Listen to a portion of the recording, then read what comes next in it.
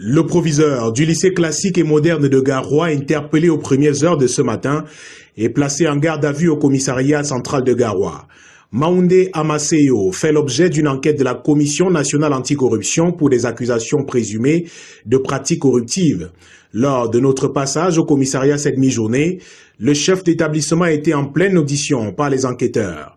Toutefois, nous avons réussi à la voir brièvement au téléphone. Le problème, c'est que pendant le recrutement des vacataires, il y a eu un dossier, la composition des dossiers.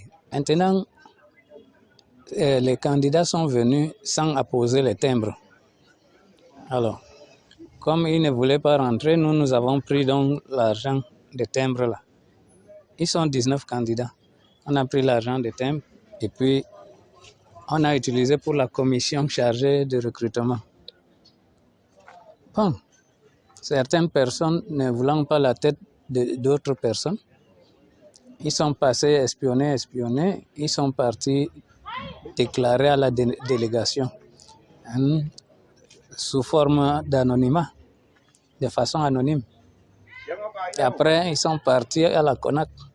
Le deuxième problème, il y avait 15 élèves dont les secrétaires ont pris de l'argent pour les certificats de scolarité.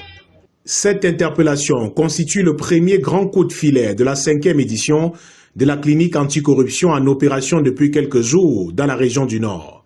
La CONAC, sous la direction de Dieudonné Massigams, a installé ses quartiers sur les rives de la Benoué pour mener cette campagne salutaire appréciée par les habitants de Garoua.